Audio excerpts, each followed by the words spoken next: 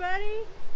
Welcome to care and maintenance, or as we call it, care and feeding of our paddlecraft.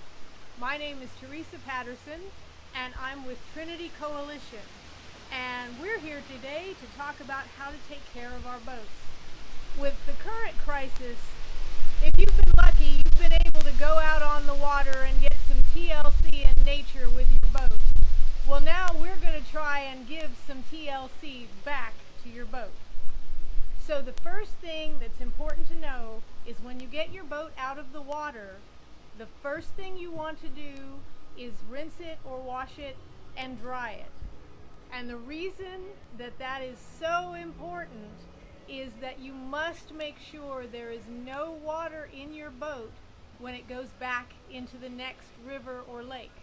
And the reason for that is that we have to stop the spread of zebra mussels. So it is very important that you at least dry out your boat after every trip. But we're going to go ahead and give this boat a nice wash because it has not been washed in a couple of trips.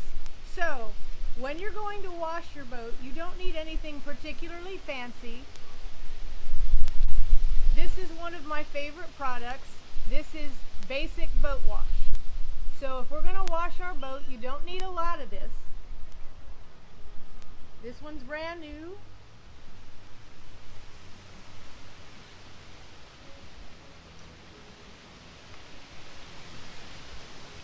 Always good to have a knife. We just put a little boat wash into the bucket. And again, this is an inexpensive product, but you can use Dawn dish soap because any mild soap will do. It does not have to be boat wash. I just like boat wash.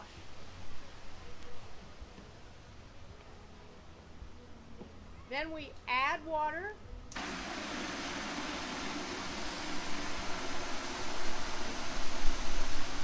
By the way, a power nozzle like this is really useful to have. This particular one has the ability to change stream.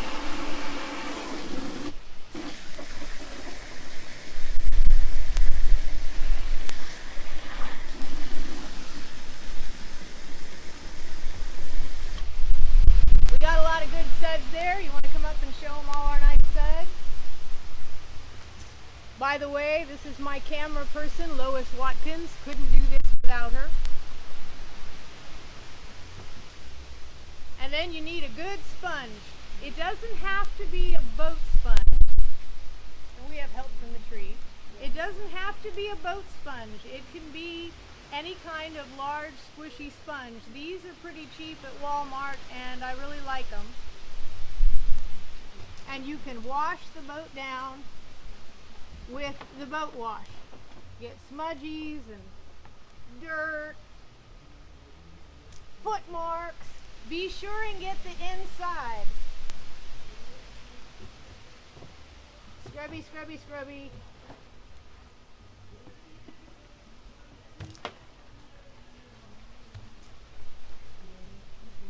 You don't have to clean inside the hatches every time. If you know that your hatches are clean inside, you can leave them sealed.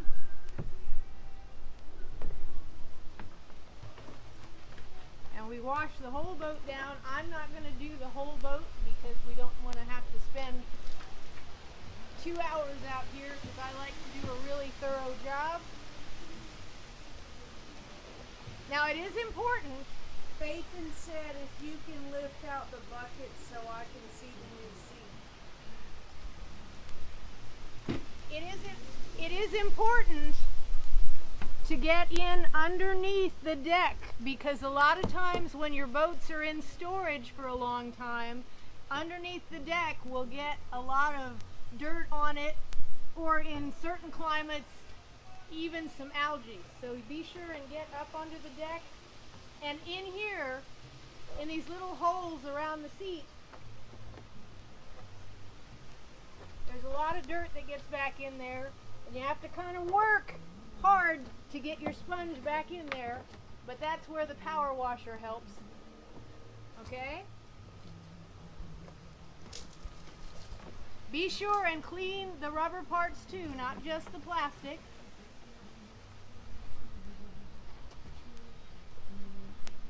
And when you're cleaning, we want to make sure that there's no dirt and grime in all the little moving parts.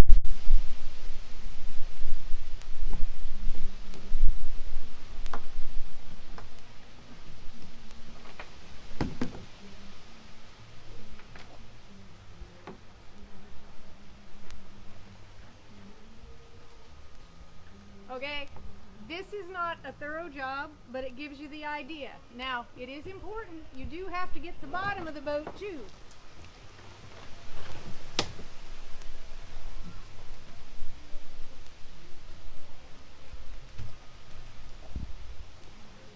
And when you're doing the bottom of the boat, check and make sure there's no damage to your keel. You don't want to have surprise leaks, and these cleaning sessions are a good chance to do the checking to make sure that you don't have any damage. Most of the time our damage is going to be on the back or stern keel point. I have had to repair this spot on more boats than any other repair. So check carefully to make sure you don't have damage on the keel part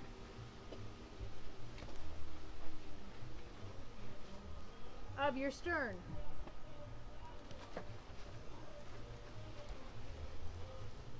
Okay?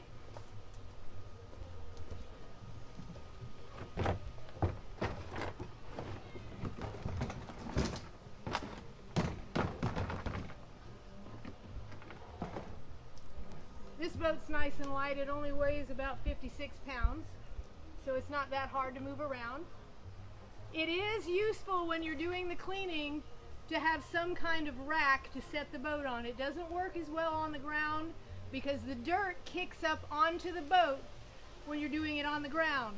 You can use sawhorses, you can use boat racks, you can use pieces of foam.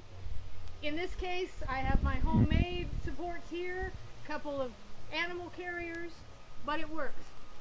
So after you get the boat soaked up, you want to use your water hose to rinse it off real good. Make sure you get the inside rinsed well. I just drowned a bug.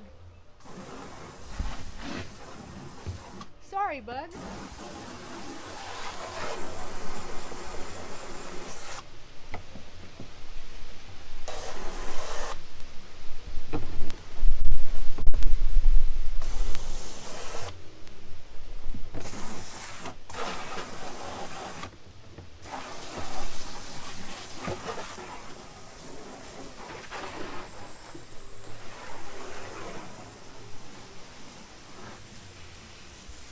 This is a good chance to use your high-powered water to blow out any grit that's in any of the moving parts.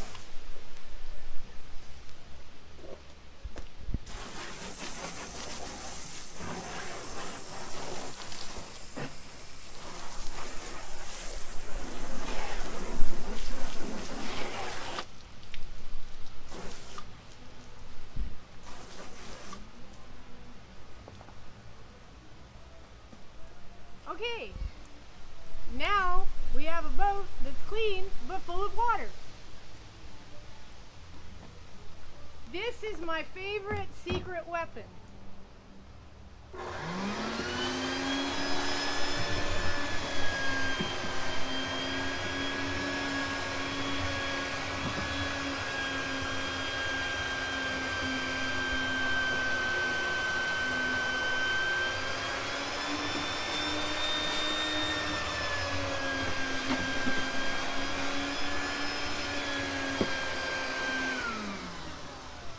So the way these things work is when they stop pulling water, it usually means they're full.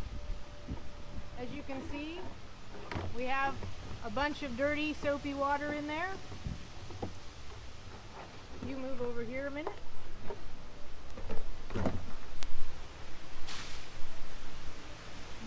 wash, fortunately, is biodegradable, so it doesn't hurt plants.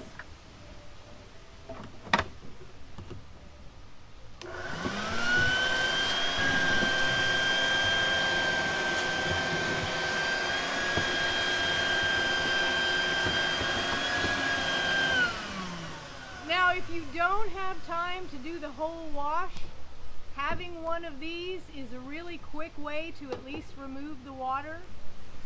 And then once you've got the water removed,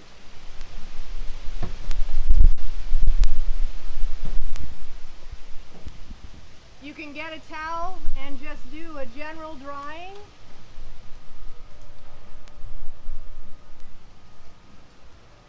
Now this is a good opportunity to check to see where you need to do repairs. When you're coming along doing a drying, you want to check your shock cords if you have them.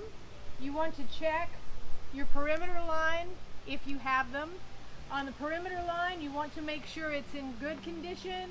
There's no fraying along any of the edges where it goes under the capstans. You want to make sure that it's good and solid. This is also your rescue line when you need to get or give rescues, so it's important that it be in good condition. Your shock cord, you want to make sure it's not too wussy. This shock cord is right on the edge of being wussy.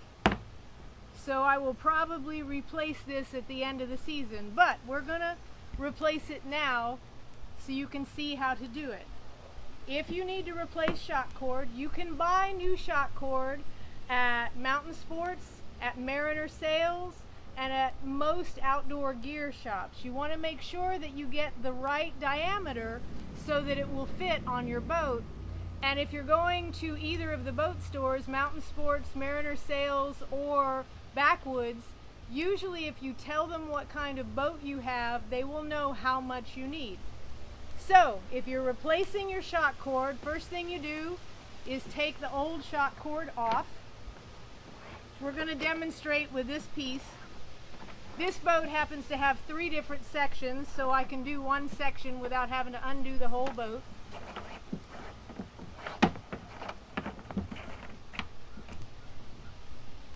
Now we have a naked boat. So, we're going to pretend this is new shock cord. Before we put it on, the first thing we're going to do is put a stopper knot. This can be a figure-8 knot or any other style of stopper knot, but something that's going to stay stuck on one end. Then you take the other end and thread it through.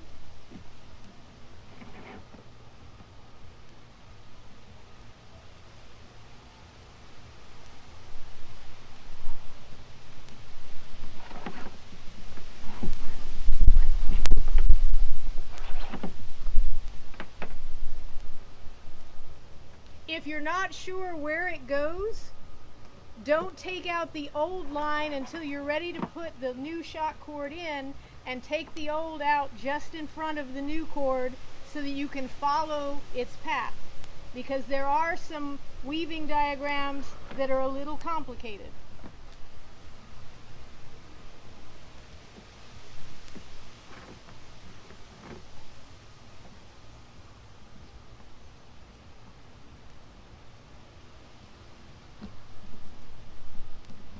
Now you'll notice that it's a little sticky when you're trying to put it through the holes. So if it's a little sticky, what you can do is singe the end so that it will melt it and make it not so sticky. And you'll need a lighter, because when you get to the end and you cut your cord, you're going to need to singe the end anyway.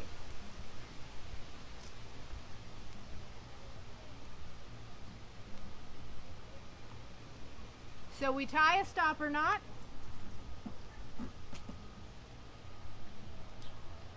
We go ahead and trim our line.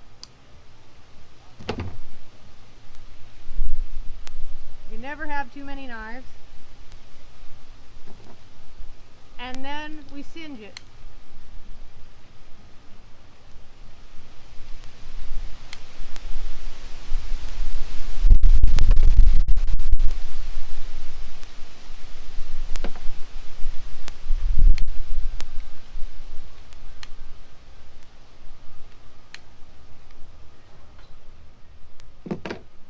Now I could have done that closer, but I wanted you to be able to see what we're doing. And that way we have replaced the shock cord. Now this boat actually has 3 sections. It's got one there, one here, and one on the bow deck. Some boats only have a little, some boats have a lot. When you're checking for things that need to be repaired, you also want to check your foot pegs and make sure that there's no dirt, grit, or grime caught around your foot braces. Now this boat happens to have a rudder, so the whole foot brace assembly moves. That means that you want to make sure that it's clean and that it moves easily. Now because we didn't do a real thorough job, there's still some mud on that foot peg, which I will take care of after the video. If I was doing the thorough job, I'd make sure that all the mud on that foot peg is gone, but you want to make sure that your foot pegs are clean and that they move easily. You check to make sure that there's no worn parts on your seat. Usually our seat backs are where we see most damage. This is a new seat, so it's in pretty good condition.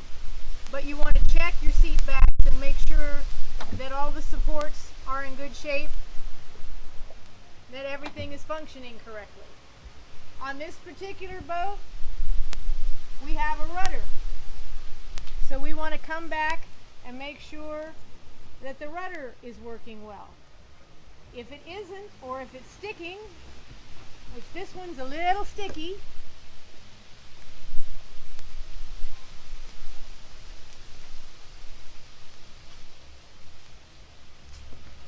we can get a little bit of WD-40 in there.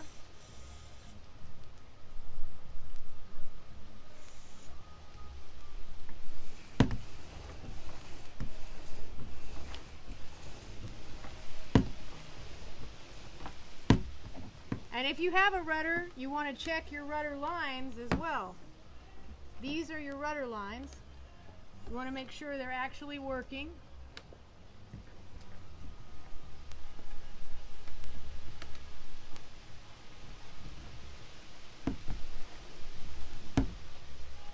Okay? And you want to make sure that your rudder keep, whatever you're using for a rudder keep, is in good shape. This one's a little frayed on the end, so it actually could use a singeing.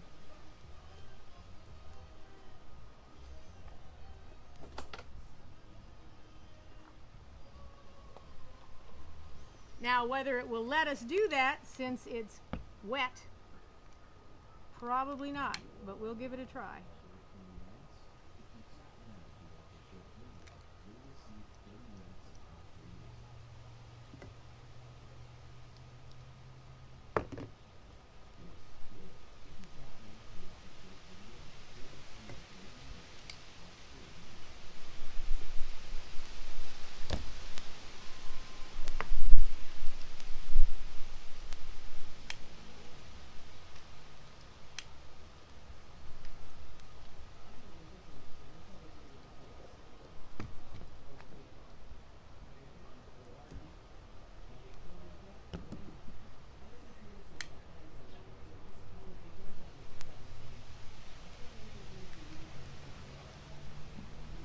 Okay, this rudder keep is important because if you're not using the rudder and you don't have it latched down, your foot pegs will not stay in place and you won't be able to brace off them well.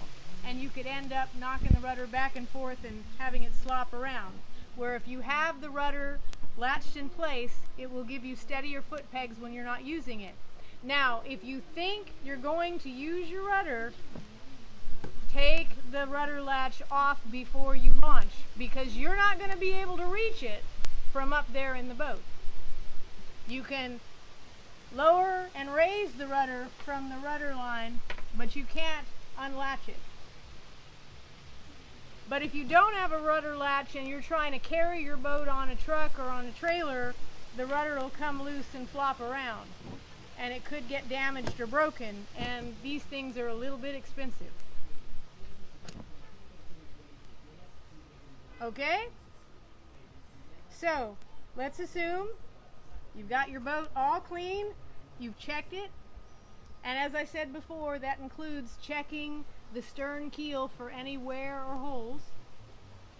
And I'll probably do a special on how to repair those, but that's not today's. So you want your boat to get all nice and dry. We're going to assume that it's dry. It's not completely dry, but it's getting there. The next step depends on what kind of boat you have.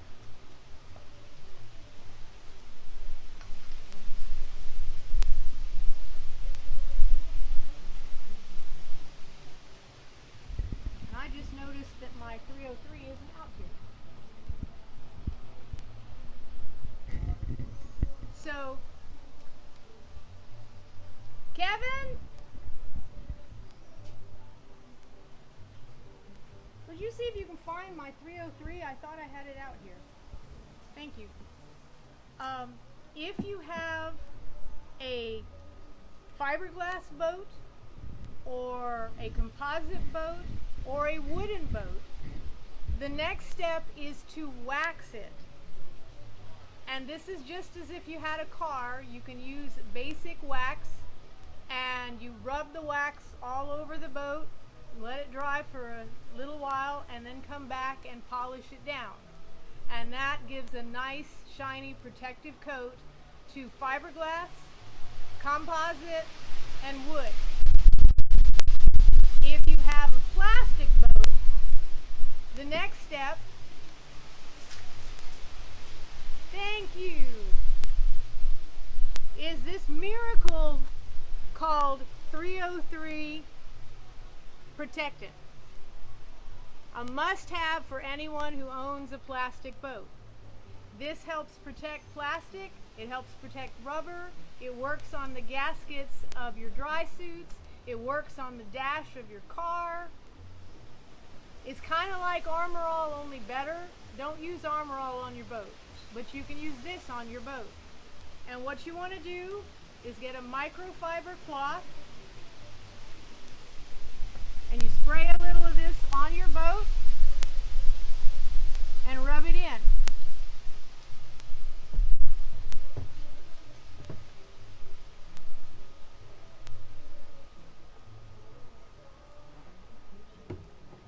Move the bungees out of the way to get it underneath there good. Now see how shiny that is compared to what it was? This side hasn't been done yet, and this side has. Well, it cleans and shines it, but more important than that, it adds a UV protectant that helps protect your boat from sun damage. And since we're usually using it out in the sunshine, that's really important. And you want to use this on all of the exposed plastic. You don't have to do all of the interior, but you do need to do all of the exterior. You do not do the fabric of the seat, but you do the plastic superstructure of the seat. This helps it last longer. Make sure you get the thigh braces if they're plastic.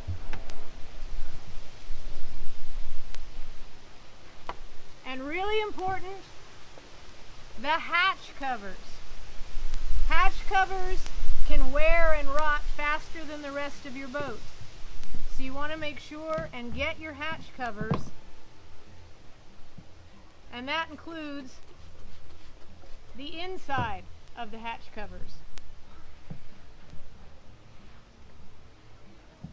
See, this hatch cover's kind of damaged, but because I keep it pliable with the 303, it still works well. It is on the list of things to be replaced, but I'm still paying for the new seat this baby got last. And once you get a bunch of it built up on your rag, and this is what's interesting, even with a clean boat, you end up with dirt.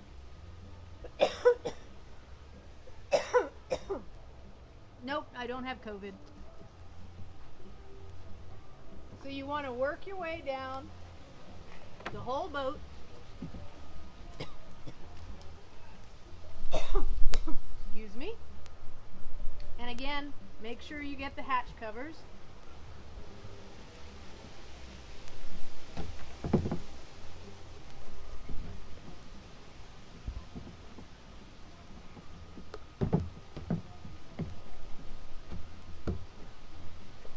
Now, one thing I forgot to mention,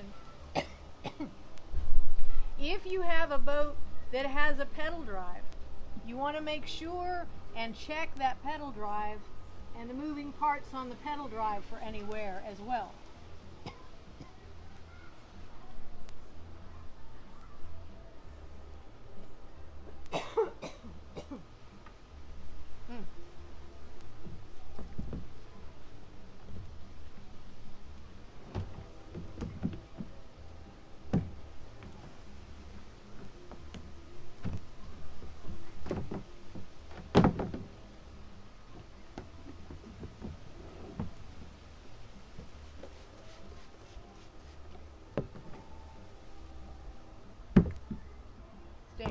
What is the product you're using? Anna Brent. It is called 303, also known as Aerospace 303.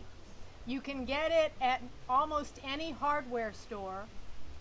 They have it at Ace, they have it at Home Depot, they have it at Lowe's, they have it on the internet. It's not just for boats, but it is essential for taking good care of your kayak. Now, important note, if your kayak is stored under cover, you can probably get away with only using this about twice a year. When you take your kayak out to use it for the season and when you put it back away. If, however, your kayak is stored outside where it can be affected by sun and wind and rain, then you want to do this much more often. I would suggest at least every second month. My favorite boats I try to do once a month. It just depends. It depends also how much they're getting used and how much sun they get. But almost all of my boats are old, so I want them to last a really long time. And this is my magic trick for helping them last a really long time. But if you have a new boat, you want it to stay new as much as possible. So this is the product that will help it do that.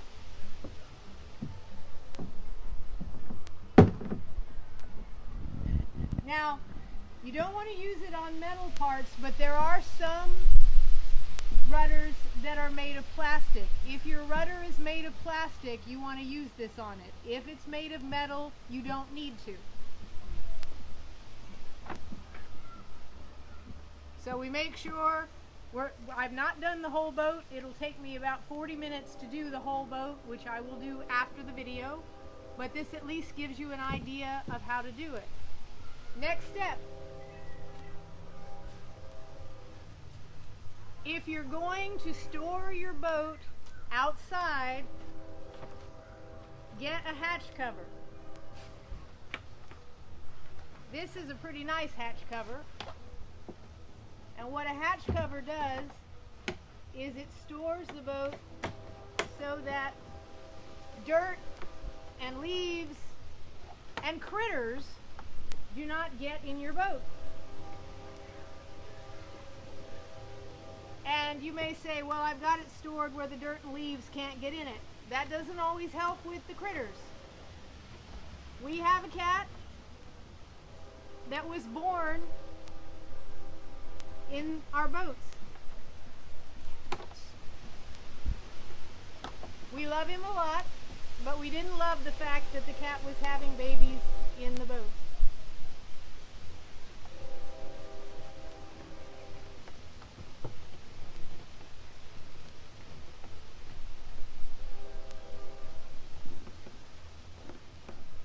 The last boat this was on was a whitewater boat, so I have to work a little to get it fitted on here.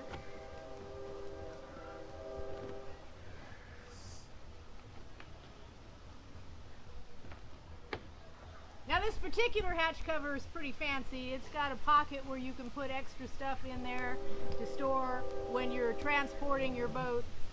It doesn't have to be fancy. As a matter of fact, it doesn't have to be an official hatch cover. You can get some plastic sheeting and an elastic strap and make your own hatch cover.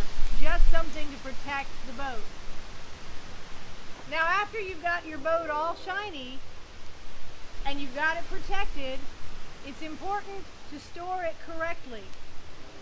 What you do not want to do is to store it on bars or on anything that has ridges on it, because the heat of our weather will cause it to do a thing called oil canning. Oil canning is where the bottom of the boat starts having an indentation because it literally kind of melts down onto whatever you've got it stored on. So what you do not want to do is store this boat sitting upright on some supports. Even nice soft plastic ones, it can still oil can. I had this boat in my car for the week and it just had the back of the seat up against it, and when I pulled it out, it had already oil canned, which is where it gets that curve in the hull. It had already oil canned just from sitting in my truck for a week. What you want to do is you want to store these boats on their side. They're strongest on their side.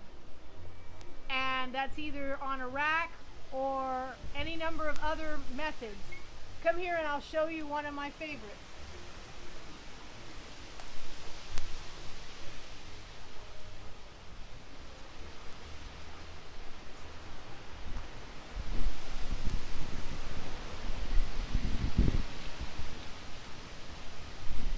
This rack is an inexpensive rack that you can buy on Amazon. It's just straps with clips, but it allows me to store these boats on their side, on the side of my shed.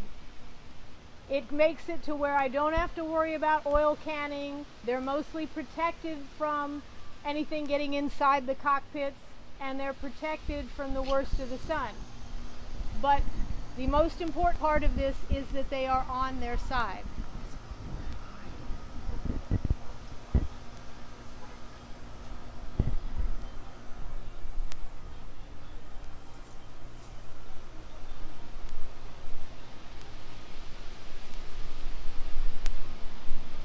You can get these on Amazon or at any boat shop.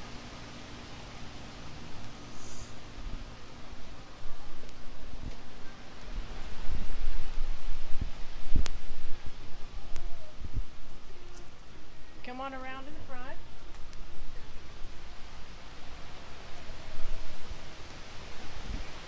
Any questions so far?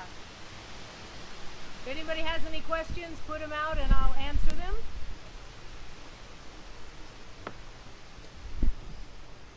If you like what we're doing with Trinity Coalition, you can always join us at trinitycoalition.org. It's free to join.